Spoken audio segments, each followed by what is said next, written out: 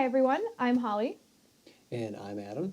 And we are two members of the Protocol 80 inbound marketing content production team. And we're here today to talk to you about blogging.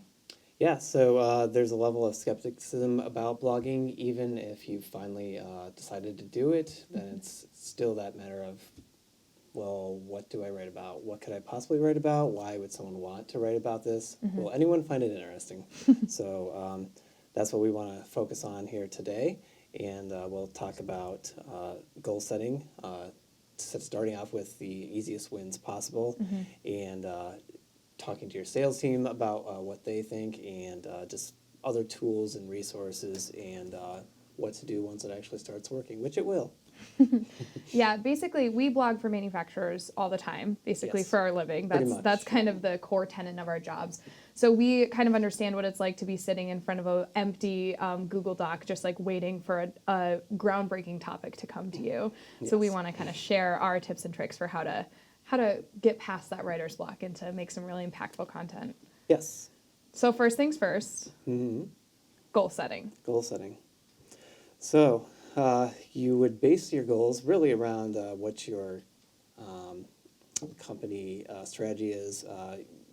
Not everyone starts at the same point. You may have 10 website traffic visitors a month, and you might have 500. So that's going to influence kind of what you need. If you need more traffic, you're probably going to focus more on higher level topics that aren't super niche and in the weeds versus someone who already has decent traffic but maybe just needs more people to actually take next steps on their website to become a potential customer. Then focus on some more stuff that is more specific, maybe comparing to manufacturing processes or to products, services, things like that.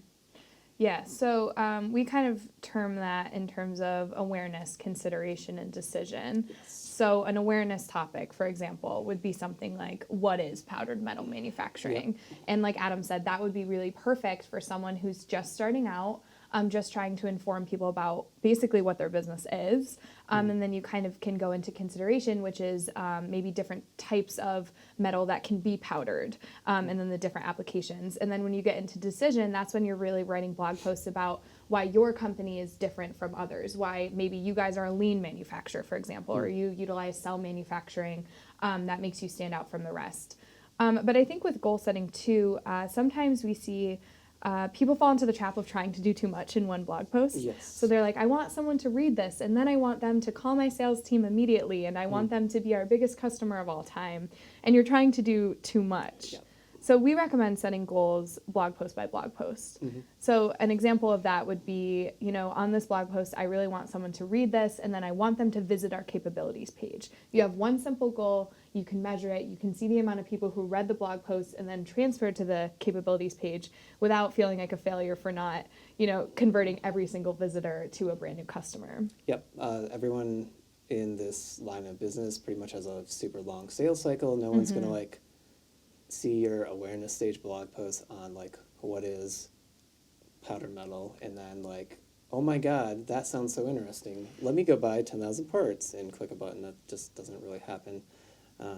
And the trick to all this is, even when you're doing that decision stage post where they're very close to buying, you still don't really write about yourself. You're writing about yourself, but you're really not writing about yourself. So it's a matter of saying, the topic being, why would I want to work with company X versus making a blog post that's more like how to get an accurate quote from your manufacturer. See, the difference there is, you're still leading them to you, but you're doing it in a way that's actually educational and helpful versus pimping yourself. Is that a bad word? Can I say that?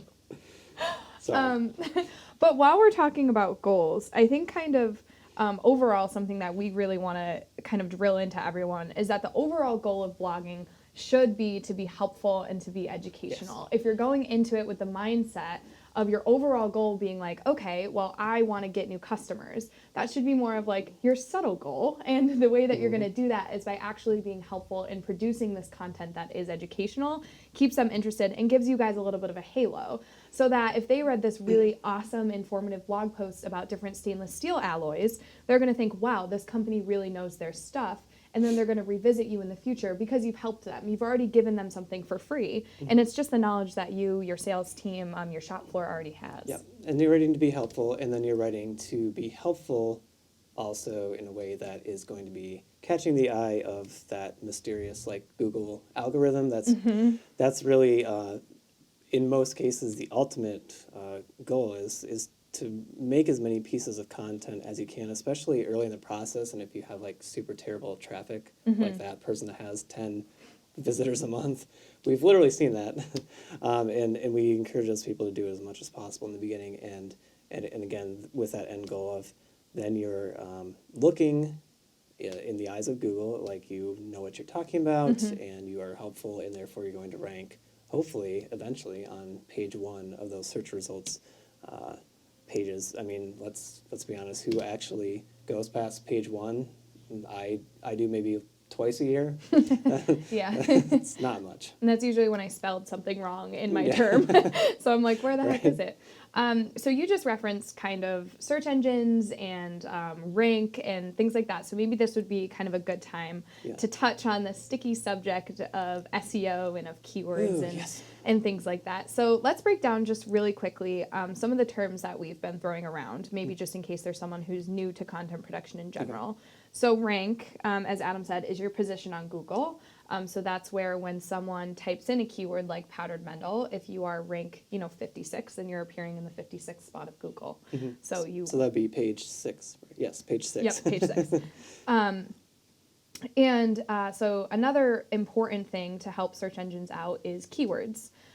And keywords sound really scary and they sound like they're really hard to find, but they're truly, truly not.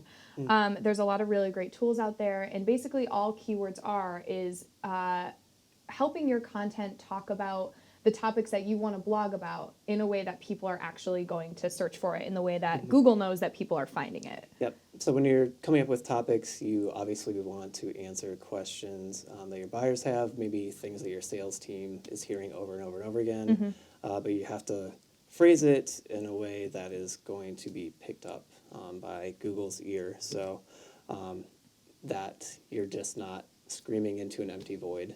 So.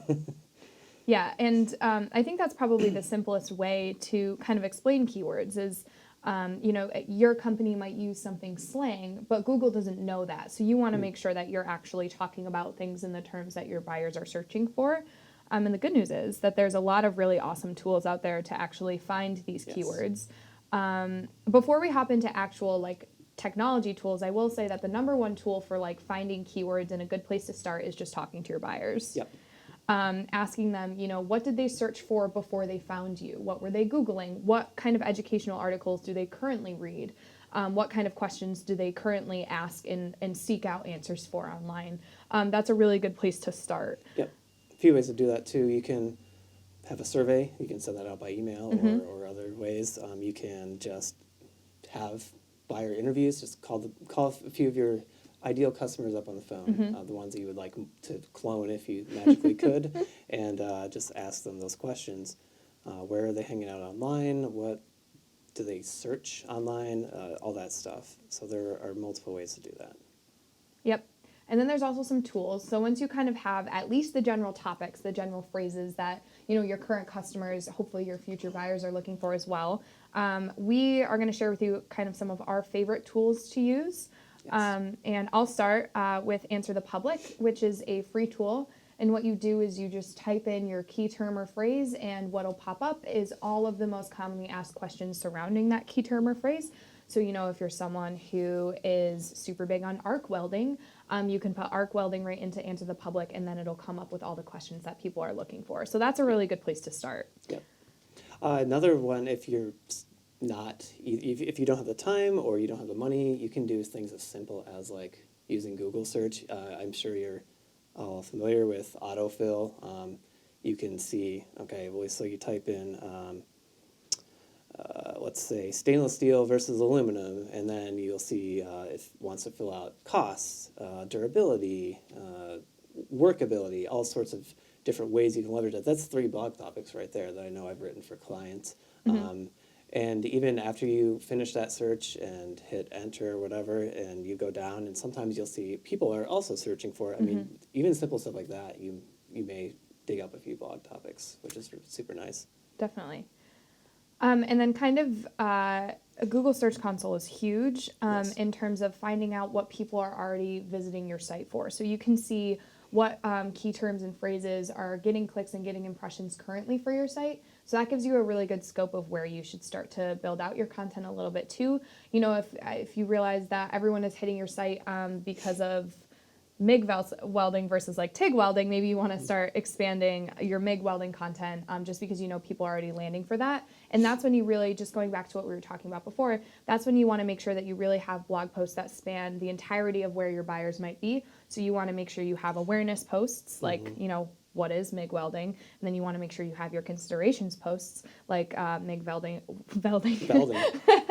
MIG welding versus other types of welding. And then you want to have, you know, your decision stage posts, like what you should be asking your supplier about when it comes to MIG welding. Yep, or even like price of what goes into the price of MIG welding. I think people are terrified of talking about price on their website, and it's honestly okay. Whether it's in a blog post or even on your services page. Yeah. It's really something we have encouraged other manufacturers in the past. Like you're actually gain an advantage by being transparent. So don't be afraid. Absolutely. So that kind of covers the search side of things, but let's talk about less of the search engines kind of feeding the technical beast, and let's talk about maybe some quick wins that businesses can score right off the bat with blogging, both for themselves and then also kind of quick wins for their buyers too. Yeah, one that comes to mind initially is just taking stuff you already have. So you might have existing ebooks, videos, pretty much anything. Brochures. Yeah, even a brochure, you can break that stuff out and repurpose it, and no one's going to throw you in jail for it. So just keep in mind that like it's okay to take shortcuts as long as they're good shortcuts and they're going to be valuable to your customers. So that would kind of be number 1 for me. And then number 2, quick wins. What do you think? I would say a second quick win is starting to kind of, like you said before, work with your sales teams and start to produce resources that would be valuable for sales. So, you know, call up your head of sales into your office or on the phone. I don't know how big your facility is. Maybe they don't want to walk all the way to your office. But either way, have a conversation with them about, hey, what are questions that you're getting all the time that you're just sick of answering? So 1, you know, these are what your buyers and customers are asking. So you know that's already a good topic to have content around. And then 2, you're already giving your team as a whole, your sales team specifically, a little bit of a quick win, because now instead of having to sit there and type out a super long email answering that question, they can just send these prospects, these potential buyers, this awesome resource. So that's a really great quick win too. That doesn't require a lot of technology or leverage because you know it's something that people are already interested in learning about. Yep, that's a good point, because then you're helping yourself and you're helping the sales team as well. And then you have that a little more alignment between what they need and what you need. So yeah, good point. So I think we kind of covered getting started. Yes. So how about when people have been blogging for a while? We have seen kind of manufacturers who have been doing inbound or doing content marketing for a long period of time, and now they have, you know, hundreds of blog posts, and they're like, I have exhausted all the topics I possibly can. Now what? What, you mean you can't think of more topics for CNC tube bending? No, but there are ways. There's always a way. Yeah, we have clients that have been with us for probably 4 years doing blog writing, and I think number 1, you see what's worked before, and if there's any way possible to expound on that. Maybe you have a really awesome consideration stage post on MIG welding, and you don't have one for the decision stage. So let's connect the dots for that buyer, make it easier for them by providing that consideration stage piece into another new decision stage piece. Another way to take what's worked before is, or maybe what hasn't reached its potential, why don't you talk a little bit about what we call ropsing, which we did not like trademark. No. It came from an inbound session, I think. Yeah, in inbound 2017. Yes, and 2018. I don't know what it stands for, so you're going to have to blame our viewers. Don't worry, I got it. It was actually inbound 2018 on Partner Day, and we have the name of the speaker written somewhere, but she talked about a tactic called ropsing, which basically stands for rewriting, optimizing, publishing, and sharing. So that's kind of the process of, say you have a blog about, aluminum versus stainless steel, and it was written in 2016. Everybody knows that a lot of stuff has changed in that market, right? We have tariffs that are still ongoing in terms of considerations that come with that. And then also, of course, we just have what we know about best practices in general. We know that longer content performs better. So maybe in 2016, your team was rattling off 350-word blog posts, but we know now, that might be a little bit on the shorter side. So basically what you do is you take this old piece of content and you rewrite it to add in any additional information. So that can be anything from, modern day articles, both your own that you've produced between 2016 and now, modern day premium offer resources that you might have, and then also modern day third-party things that you can kind of maybe include there as well. So just kind of refreshing that content and then updating the publication date on it. So just republishing that to be, originally published in September of 2016 and you re-optimized it in November of 2019. And that just tells Google like, hi, I'm here, I'm new, I'm fresh, I'm exciting. So it almost functions like a blog post. Yep. And if you do have hundreds of posts and you're like, wow, 2016, 2017 were great years from us, we think ROPS is great, we recommend maybe starting with blog posts that once had their day in the sun, that used to perform really well, maybe used to get a lot of conversions for you guys and have since fallen off. Maybe start there and start to kind of give them a facelift and see if they can start being beautiful again. Great point. And you might even have a better next step for that blog post than you did in 2016, 17. So you have a new premium offer, like an ebook, that's you can offer at the end of that, that's way more relevant than what you had maybe when you're just starting out. So that's a better conversion path for your reader and really gets them to what they really need quicker. So let's kind of circle back to that initial conundrum that we talked about in the beginning. So you, Adam Vosler, manufacturing blogger, extraordinaire, you are tasked with writing a blog. Okay. And this blog, let's just say, because you mentioned it earlier, is about CNC tubing. Oh boy. You are looking in the face of a cursor that's just blinking. What do you do first? Where do you go from there? Let's say you don't really have any keywords or an outline yet. You just know the topic. You just know you have to blog something about CNC tubing. What are your next steps? Yeah, I'd probably look at what we already have to see if there's a way to kind of bounce off that. Like I mentioned, kind of closing those gaps in the buyer's journey. So if we have a piece on one end and we don't on the other end, seeing if we can fill that out.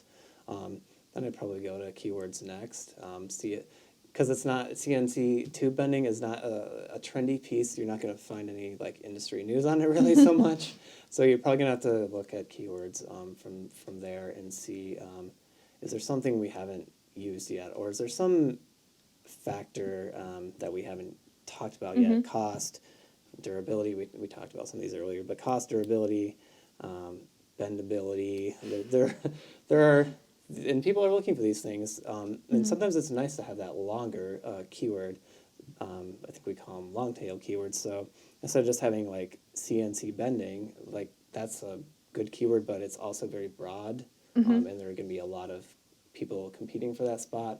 Maybe having that spelled out a little longer, so it's CNC tube bending price, and then you have a blog CNC tube bending durability. So just looking at how you can stretch out and maximize as much as possible, even though it's niche.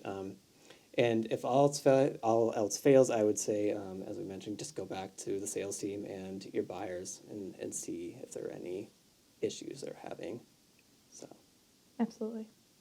Hope that made sense. No, I think that made sense. It's going to help me. I have a blog post I have to write this afternoon, so I'm going to really have a watch on? No, I don't really have a watch on. But I'm going to definitely use kind of that tactic. I think that's a great tip. Thank you. So yeah, and after you've watched this video, we have tons of resources, which we'll link below, that have to do with blogging, and also some nice meaty premium offers that have to do with blogging as well that are hopefully helpful for you guys. So we'll link those below if you're interested in learning more. But if you have any questions, also reach out to us. Yes. We'll put, or maybe our wonderful video editor will put our contact information right here. That sure would be nice of him. This would be a good place for it, I think, right here. And you can reach out to us with any questions that you have anytime, and we're happy to Absolutely. answer them. Yes.